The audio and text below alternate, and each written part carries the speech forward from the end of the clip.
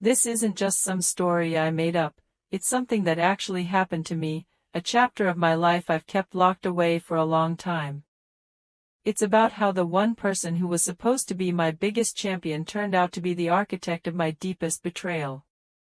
The air in the title company's conference room was stale, thick with the scent of old paper and cheap coffee. A heavy, ornate pen lay on the polished mahogany table, its gold nib gleaming under the fluorescent lights. My fingers trembled as I reached for it, the weight of the moment pressing down on me. This was it. The culmination of a decade of scrimping and saving, of late nights and sacrificed weekends. I was buying my first home. My gaze drifted past the stacks of documents to the window overlooking downtown Scottsdale, the desert sun baking the pristine streets. I was finally, unequivocally, independent. The settlement agent, a man with a kind but tired face named Mr. Davies, slid the final signature page toward me. "Just here, Miss Porter," he said gently. As my pen touched the paper, he cleared his throat. "And once your mother arrives, we can have her sign as the primary buyer and finalize the transfer." My hand froze, the ink bleeding a tiny, dark spiderweb on the page. The words didn't compute. "I'm sorry," I stammered, my heart starting a frantic, panicked rhythm against my ribs. "Primary buyer?"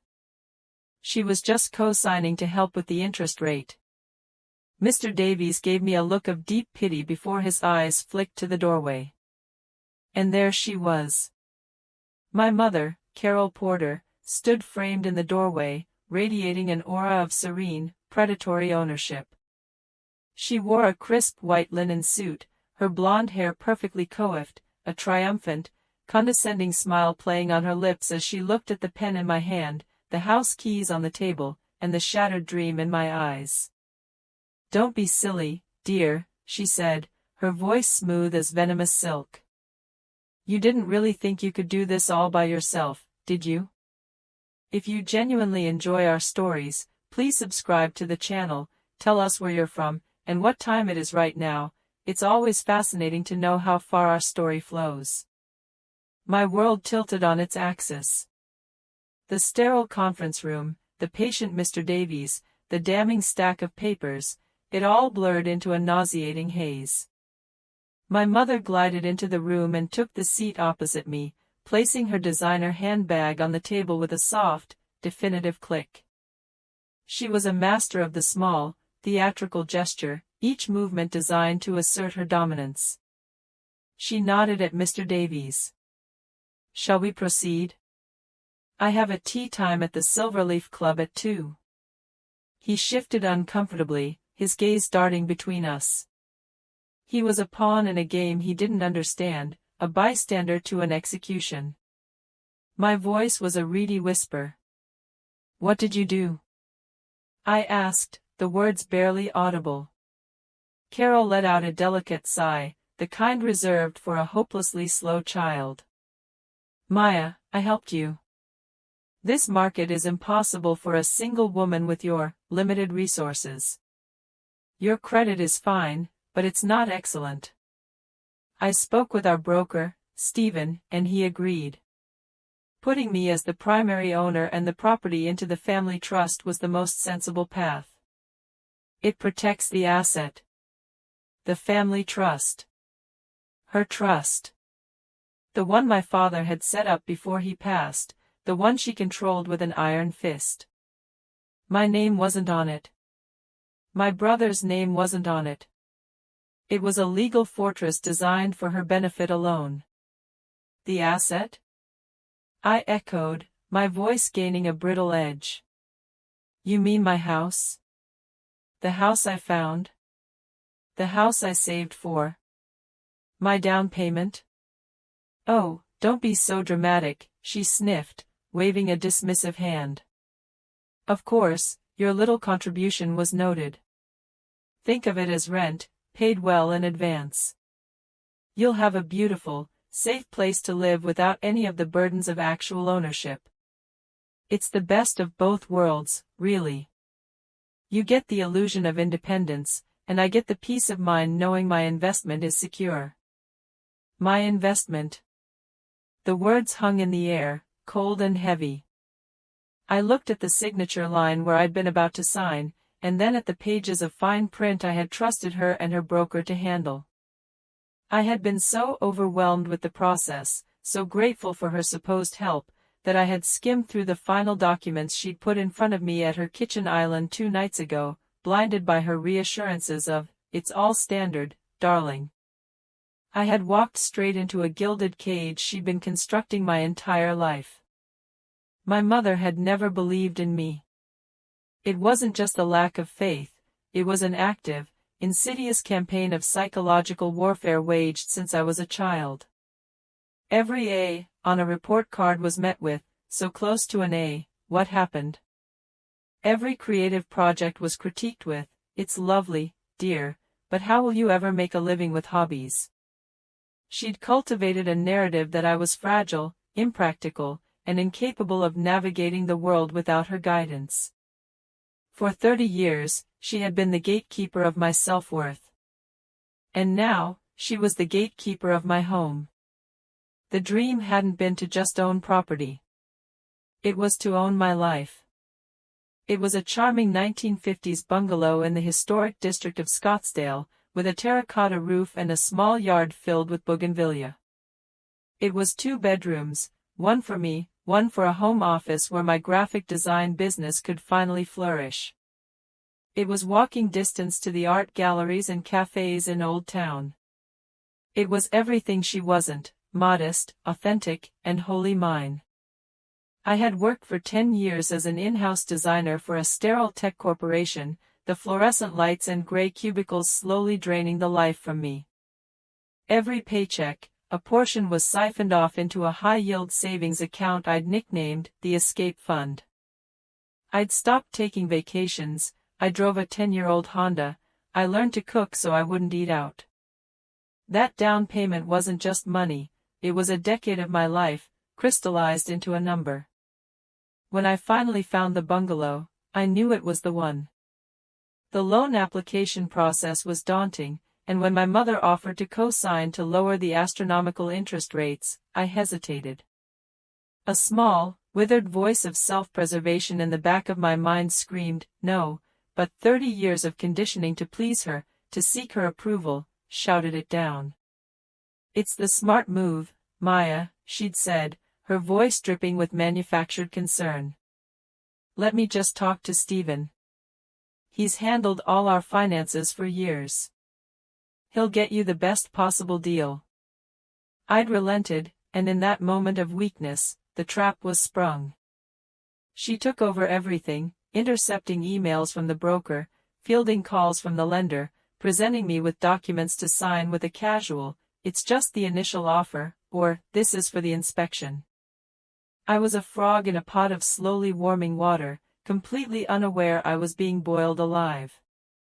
Back in the conference room, the fight drained out of me, replaced by a cold, hollow emptiness. I watched, disembodied, as she signed the papers with a flourish, her handwriting a series of perfect, arrogant loops. She slid the keys across the table toward me. "There you are, darling. Welcome home." The words were a mockery. I stood up, my chair scraping harshly against the floor. I didn't take the keys. I walked out of the room, out of the building, and into the blinding Arizona sun, the heat a physical blow. I didn't own a home. I had just become a permanent tenant in the museum of my own failure, and my mother was the curator. I stood on the scorching pavement, the sound of the traffic on Scottsdale Road a dull roar in my ears. For a moment, I couldn't breathe. It felt like the whole world could see my shame. I had been played, expertly and ruthlessly, by my own mother. What was I supposed to do? Call the police? A lawyer? I had signed the documents. In the eyes of the law, I had willingly walked into this. My name might have been on the deed, but it was buried under the legalese of the trust, making me a resident with no rights, no equity, no power. She had made sure of that. The bungalow wasn't a home, it was a leash, a beautiful, bougainvillea-draped symbol of her ultimate victory. She hadn't just stolen my money, she'd stolen my narrative, the story of my own independence. I finally bent over, hands on my knees, and gasped for air, the tears I'd refused to shed in front of her now scalding my face. But as the tears dried in the dry desert heat, something else began to crystallize in their place, a single, diamond-hard thought. She was wrong. She was wrong about me being weak, wrong about me being incapable. She had mistaken my kindness for fragility. She had mistaken my trust for stupidity. And I was going to spend every waking moment from now on proving just how catastrophically wrong she was. She wanted to own me. Fine. Let the games begin. I would live in her house, under her thumb, and I would smile.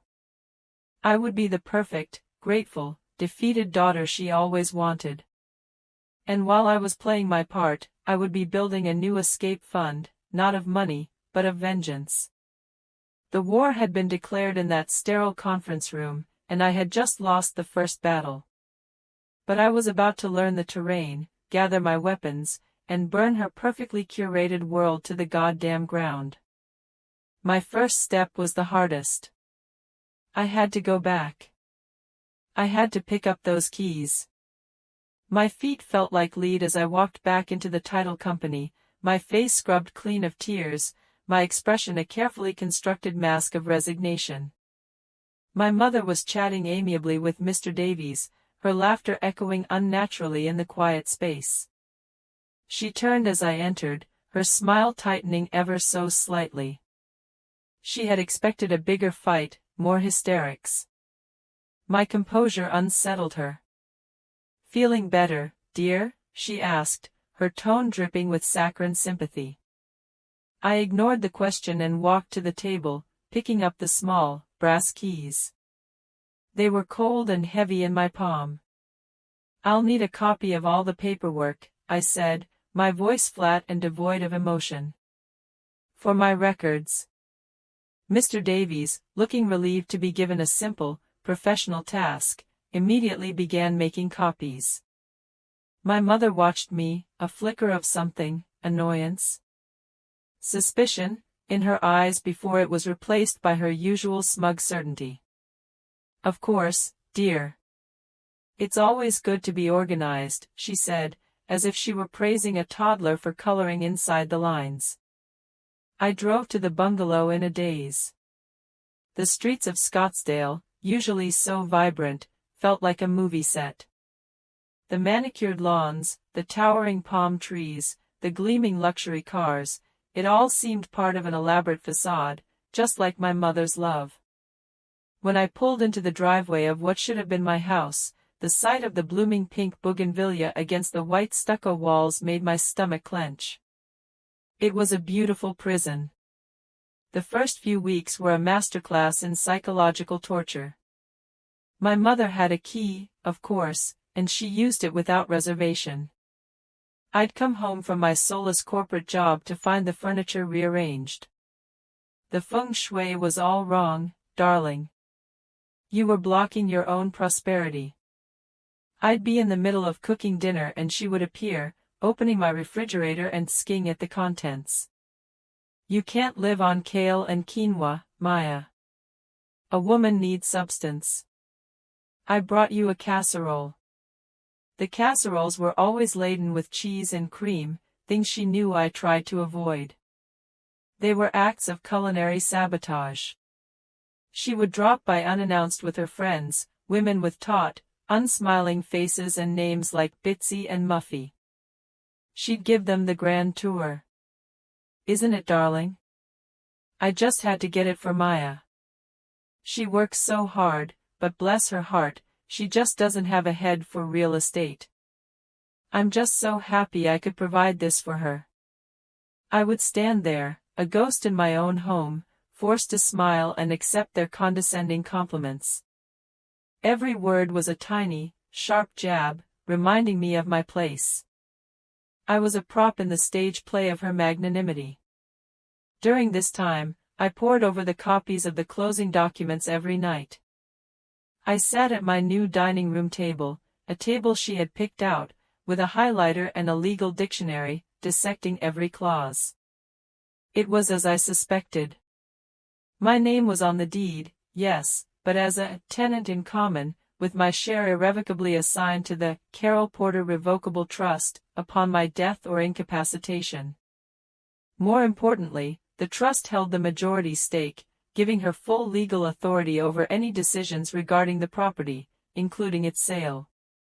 I had signed away my power, my down payment, my future, on page 37 of a 40-page document. My one consolation was that my name was still on the mortgage alongside hers. It was a slender thread, but it was something. It meant the bank still saw me as a responsible party. It meant I had a credit history tied to this address. It was a foothold, however small, on a sheer cliff face. The turning point, the moment the cold embers of my anger finally ignited into a blazing inferno, came about a month after I moved in. I came home on a Friday evening, exhausted and looking forward to a quiet night with a book. As I turned onto my street, I saw a constellation of luxury vehicles, Mercedes, Range Rovers, a gleaming black Bentley, parked along the curb. Music and laughter spilled from my bungalow, the front door wide open. My mother was hosting a cocktail party. In my house. Without asking me. Without even telling me. I walked through my own front door like a trespasser. The space was filled with her people, the Scottsdale elite, dripping in jewelry and exuding an aura of effortless wealth. My mother stood in the center of the living room, a crystal glass of champagne in her hand, holding court. She was telling a story, her voice carrying over the din, and Maya was just so overwhelmed. You know how creative types are, she was saying to a rapt audience that included a local councilman and his wife. She had her heart set on this place, and I just couldn't bear to see her lose it. So, I stepped in. That's what mothers do, isn't it? We sacrifice. The crowd murmured in appreciative agreement. They looked at her with adoration. The benevolent matriarch. The selfless saint. I saw red. A hot, blinding wave of rage washed over me, so potent it made me dizzy. I backed out of the doorway before she could see me, my heart hammering against my ribs. I retreated to my car and drove, aimlessly, for hours, out past the city lights until I was in the dark expanse of the Sonoran Desert. I pulled over and killed the engine. The silence was absolute, broken only by the hum of the cooling engine and the frantic beating of my own heart. I stared up at the vast, star-dusted sky and for the first time, I saw the true scale of her ambition. It wasn't about the money. It wasn't even about the house. It was about erasure. She had spent my entire life trying to sand down my edges, to mute my colors, to make me a pale, controllable reflection of herself. This house was her masterpiece.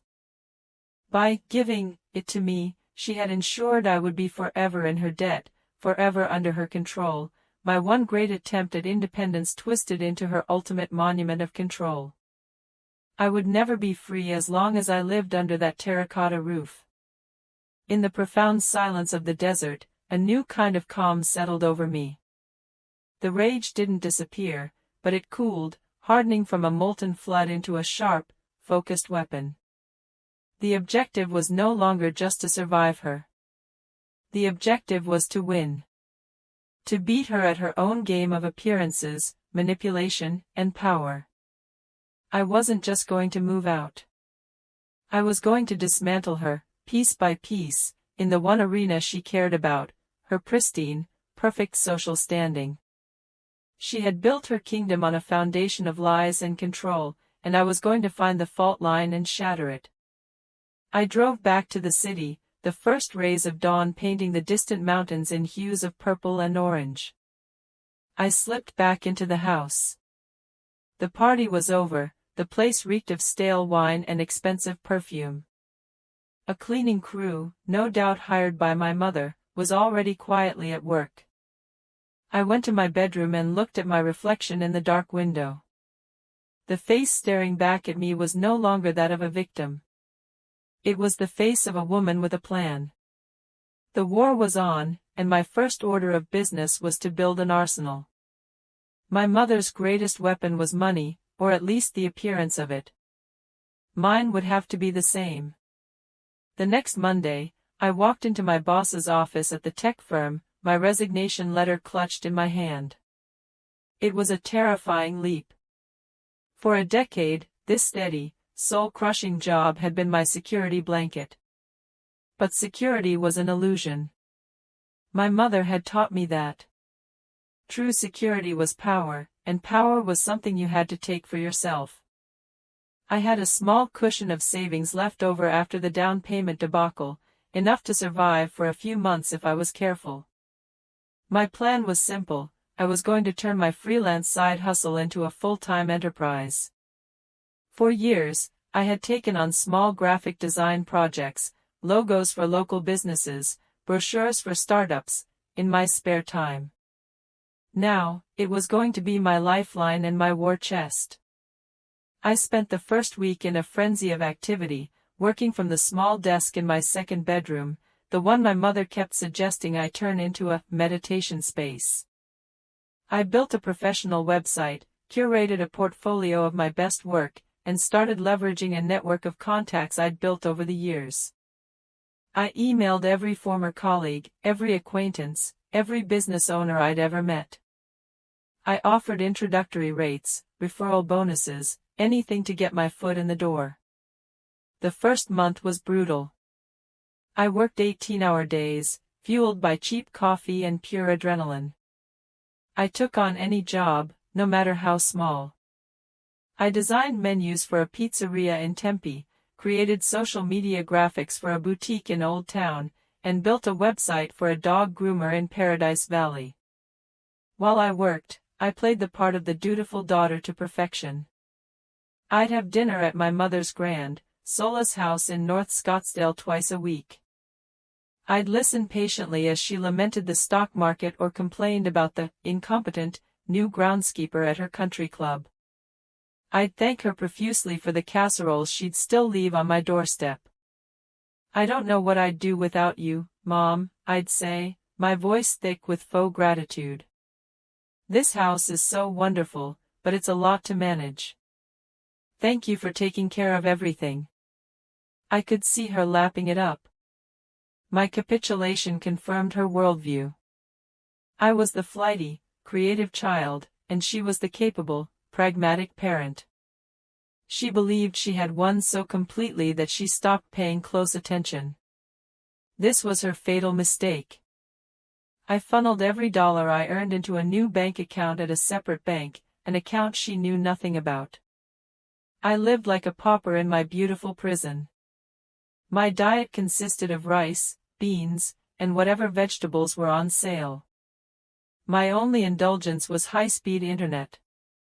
Slowly, painstakingly, the numbers in that secret account began to climb. I found a strange, fierce joy in the deprivation. Every meal I skipped, every night I spent working instead of sleeping, was a small act of rebellion. I was forging my independence in the fires of my own discipline. My breakthrough came from an unexpected place.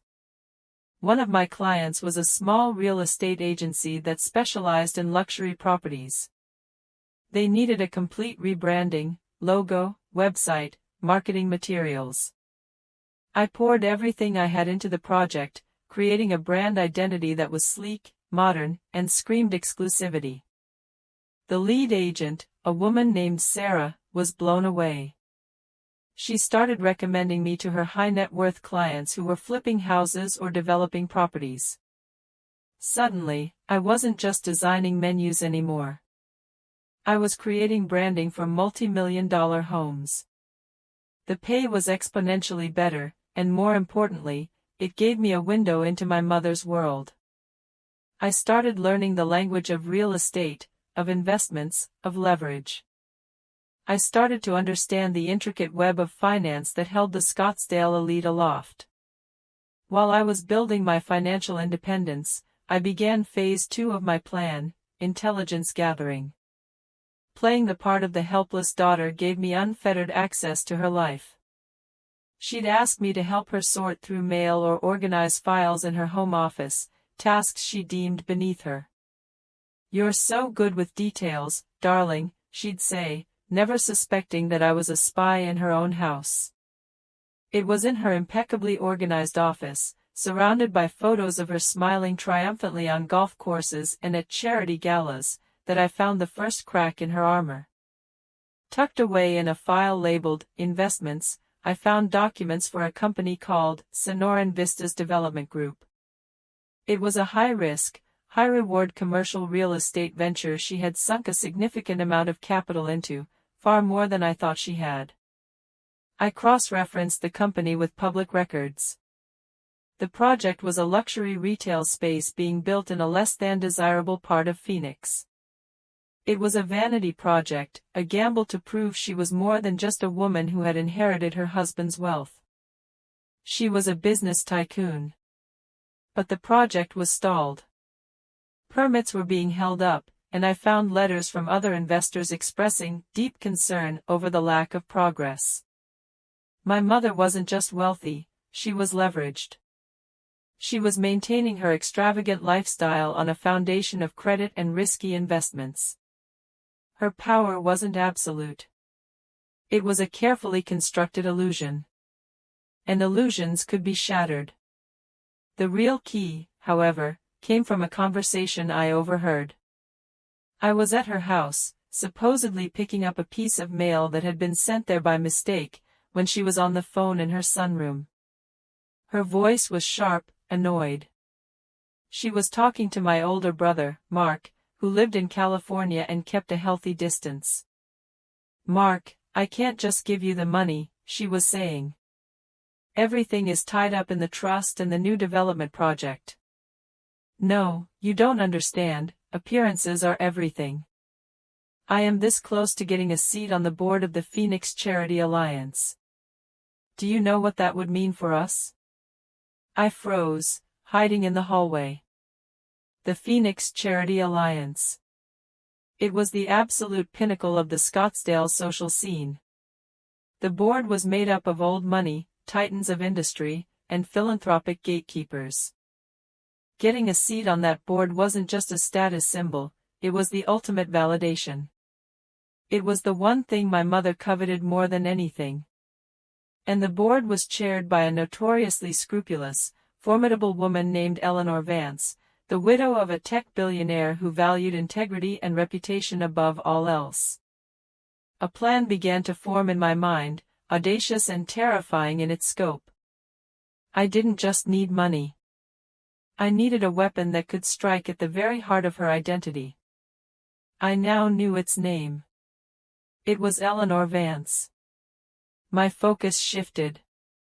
I continued to work, hoarding cash, but now my goal was more specific. I researched the Phoenix Charity Alliance, I researched Eleanor Vance. I read every article, every interview.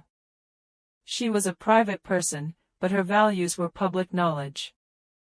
She despised social climbers, new money arrogance, and any hint of scandal. My mother's campaign to win her over was her greatest vulnerability. She was laying siege to a fortress, and in doing so, she was exposing her flank. I knew what I had to do. I had to create a scandal so public, so undeniable, that Eleanor Vance and the entire world my mother had built would turn their backs on her forever.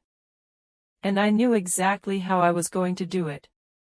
It would require perfect timing, a significant amount of capital, and a level of cold-blooded nerve I wasn't sure I possessed. I had my mother's weakness in my sights. Now I needed to find the perfect stage for her downfall. The stage presented itself on a sweltering August afternoon. I was doing design work for Sarah, the real estate agent, when she mentioned a new listing. It wasn't on the market yet, a pocket listing, as she called it. "It's the old Miller place," she said, scrolling through photos on her tablet. "2 blocks from your mom's street in North Scottsdale. The family is moving the father into assisted living and they want a quiet, quick sale. It's a teardown, honestly, but the lot is incredible." My heart stopped. I knew the house. It was a sprawling, dated ranch on a huge, oak-studded corner lot. More importantly, it was visible from the back terrace of my mother's house. It was a landmark on her hallowed ground. An idea, so audacious it made my hands tremble, began to bloom in the back of my mind. "What are they asking for it?" I asked, my voice carefully casual. Sarah named a price that made the air leave my lungs. It was an astronomical number, far more than I had. But the seed was planted. It was impossible. It was insane. And it was perfect. This became my singular obsession. I started working with a feverish intensity, taking on a dangerous number of projects. Sleep became a luxury I couldn't afford. My world shrank to the 4 walls of my second-bedroom office, the glow of my monitor, and the ever-growing number in my secret bank account. I became a ghost, a machine that turned caffeine into cash. I met with a mortgage broker, a different one from my mother's crony. I laid out my financials, my burgeoning business income, my flawless payment history on the bungalow's mortgage, my substantial and rapidly growing savings. The broker, a sharp woman named Linda, was impressed. "You're a strong candidate," she said. "But for a property of that value, you'll need a massive down payment. And you'll need to do it without your mother co-signing." "That's the point," I said. Meanwhile, I continued to play the role of the broken daughter. My performance was flawless. I'd call my mother in a panic over a leaky faucet. I'd ask for her advice on which stocks to invest my meager savings in. I let her believe she had me completely under her control, that I was floundering without her. Her guard was not just down, it was packed away in storage. I used that access to continue my reconnaissance. I learned that her annual garden party, a lavish affair that served as the unofficial kickoff to the Scottsdale charity season, was in 6 weeks. It was the event of the year. Everyone who was anyone would be there. And this year, after months of relentless campaigning, she had finally secured her guest of honor, Eleanor Vance. This was to be her coronation. The moment she would finally be invited to join the Charity Alliance board. The timing was perfect. I went back to Linda, my mortgage broker. We ran the numbers again and again. With my entire life savings, every penny I had clawed back from the brink, I could just barely make the down payment required for a jumbo loan on the Miller property. It would leave me with nothing. It was the biggest gamble of my life. To hide the purchase, my lawyer helped me set up a shell corporation, an LLC with a generic, forgettable name, Sonoran Holdings Group. The purchase would be made under that name, keeping my own off the public records until after the closing. The process was a tightrope walk over a canyon of anxiety. Every phone call, every email, felt fraught with the risk of discovery. I lived in a constant state of low-grade terror, certain that my mother, with her network of spies in every corner of the city's financial and real estate worlds, would find out. But her own arrogance blinded her. She was so focused on her ascent into the social stratosphere, so convinced of my incompetence, that she never saw me coming. The day of the closing for the Miller property was surreal. I sat in a different conference room, in a different title company, my heart pounding a steady, powerful rhythm in my chest. This time, I read every single word of every single document before I signed. When the agent slid the keys across the table, they felt different from the ones my mother had given me.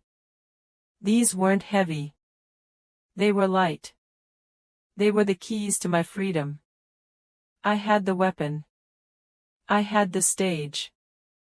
Now, all I had to do was wait for the curtain to rise. The day of the party arrived, a perfect Scottsdale afternoon.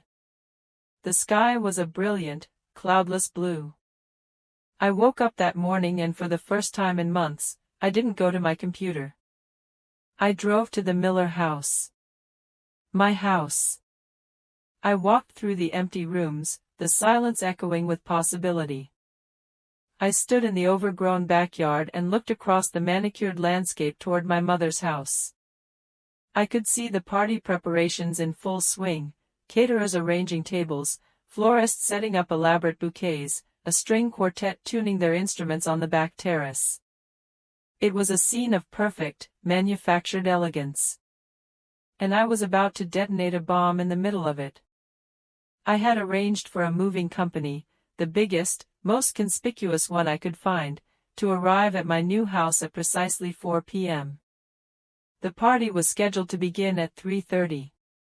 Eleanor Vance was expected to arrive around 4:15. The timing had to be perfect. At 3 p.m., I got dressed. Not in a cocktail dress, but in jeans, a simple t-shirt, and work boots. I pulled my hair back into a messy ponytail. I wanted to look like a woman who had work to do. I drove my old Honda and parked it a block away, then walked to my new house and waited inside, my heart a frantic drum against my ribs. At 4 p.m., exactly on schedule, the giant moving truck, emblazoned with a bright red logo, rumbled down the quiet, exclusive street and backed into my driveway with a series of loud, industrial beeps. It was an unmistakable intrusion into the serene, wealthy afternoon. I could feel the ripple of curiosity from my mother's party, the heads turning, the murmured questions. The show was about to begin. I opened the front door and walked out to greet the movers, making sure I was clearly visible. I gestured toward the house, pointed at the front door, playing the part of the new homeowner. Then, I turned and started walking.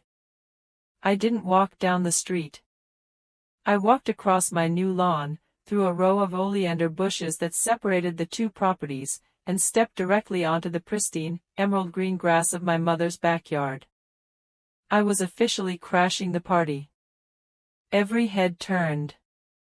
A wave of silence rippled through the perfectly manicured garden as over 100 of Scottsdale's most influential people watched me, a woman in dusty jeans and work boots, stride across the lawn. The string quartet faltered, a violin squeaking into the sudden quiet. I could see my mother standing on the terrace, a champagne flute frozen halfway to her lips. Her face was a mask of confusion, which quickly morphed into incandescent rage. By her side stood an elegant, silver-haired woman I knew instantly was Eleanor Vance. Her expression was one of mild, aristocratic curiosity. I walked with a purpose I had never felt before, my gaze locked on my mother. The crowd parted for me as if I were a specter. I didn't stop until I was standing at the foot of the terrace steps, looking up at her. Her voice, when she spoke, was a low, furious hiss meant only for me. "What in God's name do you think you're doing? You are embarrassing me." "Am I?" I asked, my own voice calm and clear, but loud enough for those nearby, including Mrs. Vance, to hear. "I just came to tell you I'm moving." A flicker of triumphant relief crossed her face. "Well, it's about time you got your own apartment. We can discuss it later, after my guests have left." "I'm not moving into an apartment, Mom," I said, letting the words hang in the air. "I'm the one who bought the Miller place." A collective gasp went through the crowd. Whispers erupted like wildfire. The Miller place was a local legend, a property people had been speculating about for years. My mother stared at me, her mind clearly unable to process what I was saying. The narrative didn't fit. I was the helpless daughter. I was the charity case. I couldn't afford a teardown in one of the most expensive neighborhoods in the state. Don't be absurd, she sputtered. You can't possibly. Why? Because you told me I couldn't. I cut her off, my voice gaining strength. Because you spent my entire life telling me I was incapable. That I'd never be independent. You thought that if you trapped me in a house you controlled, a house I paid for, that I would just give up. Eleanor Vance's eyes, sharp and intelligent, flickered from my face to my mother's. She took a small, almost imperceptible step back from her. My mother's face had gone pale, her perfect hostess smile frozen into a ghastly rictus. You are making a scene, she whispered, her voice trembling with fury. No, I said, reaching into the back pocket of my jeans. I'm setting the record straight. I pulled out a folded piece of paper. It was a cashier's check. This is for $75,000, I announced, my voice ringing with clarity in the tense silence. It's the exact amount of my down payment, the money I saved for 10 years, that you tricked me into putting into your trust for my house. I walked up the 2 steps onto the terrace and placed the check on a small table next to a vase of pristine white orchids. I don't want it anymore. Consider it a gift. A thank you, for teaching me my most valuable lesson. My mother was speechless, her mouth opening and closing like a fish. Her eyes darted around at her guests, at the judgmental, fascinated faces, and finally landed on Eleanor Vance, whose expression had hardened into one of cold, unmistakable disgust. I turned to address the crowd, but my words were for an audience of one. You see, my mother taught me that you can't trust anyone to build your life for you. You have to build it yourself. I pointed a thumb over my shoulder, toward the moving truck clearly visible over the hedges. So I did. I bought the house 2 blocks from hers. And I paid cash. It was a lie, of course. A beautiful, glorious, weaponized lie. I had a mortgage the size of a small country's GDP. But to this crowd, cash was a language of power they understood. It was a checkmate. The final, public humiliation from which she could never recover. I watched the carefully constructed world of Carol Porter shatter into a million pieces. The respect she had craved, the social position she had killed for, the seat on the board she had obsessed over, all of it turned to dust in a single, perfectly executed moment. I saw the calculation in the eyes of her friends as they began to distance themselves, their loyalty as flimsy as the napkins they held.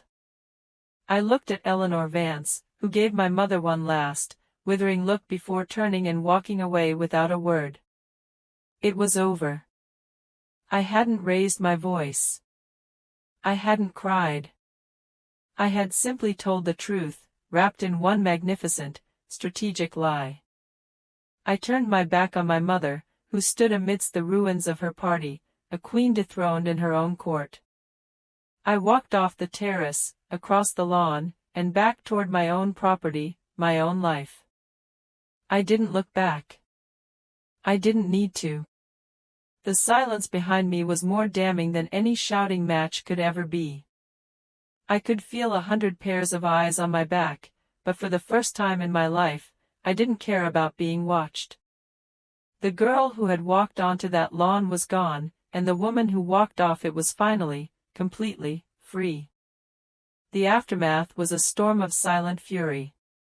That evening, my phone lit up with a fusillade of calls and texts from my mother. I didn't answer. I watched the screen, the venomous messages appearing one after another, a digital testament to her narcissistic rage. They started with threats, then moved to pleading, then to attempts at gaslighting. You've misunderstood everything, I was only trying to protect you, before finally devolving into pathetic, self-pitying declarations of how I had ruined her life. Around midnight, the messages stopped. The silence that followed was more profound than the noise. It was the sound of a door slamming shut on a lifetime of manipulation. The next few weeks were a blur of activity. I oversaw the demolition of the old Miller house, a cathartic experience that felt like tearing down the last remnants of my old life.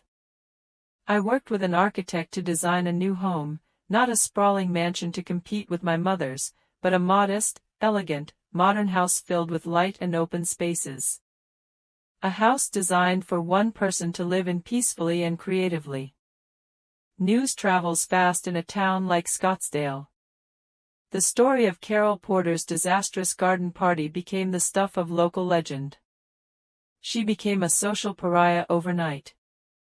Her friends, whose allegiances were built on the shifting sands of status, abandoned her. Her name was quietly removed from the invitation lists of the charity events she lived for. The Sonoran Vistas Development Group, her high-risk investment, finally collapsed under the weight of its own hubris, and without her social standing to leverage for more funding, she was forced to absorb a massive financial loss. My brother, Mark, called me a week after the party. "I heard what happened," he said, a note of awe in his voice. "Is it true?" I told him everything. For the first time, we spoke honestly about our childhood, about the psychological games, the constant pressure, the corrosive effect of her love. It was a conversation 30 years in the making. He told me she had called him, weeping, trying to spin a story where she was the victim. "I didn't believe her," he said. "Not for a second. I'm proud of you, Maya." His words meant more to me than any house, any amount of money. I never returned to the bungalow. I left my furniture, my clothes, everything. I hired a lawyer to negotiate my exit from the property. Faced with the threat of a lawsuit that would publicly expose her fraudulent behavior during the sale, my mother quickly and quietly agreed to buy out my share and have my name removed from the deed and the mortgage. She wanted nothing more than for me to disappear, to erase the evidence of her greatest humiliation. I took the money. It was, after all, mine. For the next year, I poured all my energy into my business and the construction of my new home. My company flourished. The story of my rebellion had, ironically, become a fantastic marketing tool. I was the designer who understood what it meant to build something from nothing, to fight for a vision. People respected it. They wanted to work with me. I finally moved into my new house on a crisp autumn day. The scent of fresh paint and new beginnings filled the air. It was perfect. It was mine. Every window, every floorboard, every clean line and open space was a testament to my own strength. I had done it. I was truly, finally independent. I live a quiet life now. My business is successful enough that I can pick and choose my projects. I have a small circle of true friends. I have my home. Sometimes, I sit on my back patio in the evenings, a glass of wine in my hand, and look across the way. I can just see the roof of my mother's house through the trees. I haven't spoken to her since the day of the party. I hear through my brother that she still lives there, a recluse in her own monument to social ambition. She got what she wanted, a life of appearances. The only thing she lost was the one person who ever truly knew her, and the one person she never knew at all. She taught me that the only person you can ever truly rely on is yourself, and I suppose, in her own twisted way, I have her to thank for my beautiful home. The end.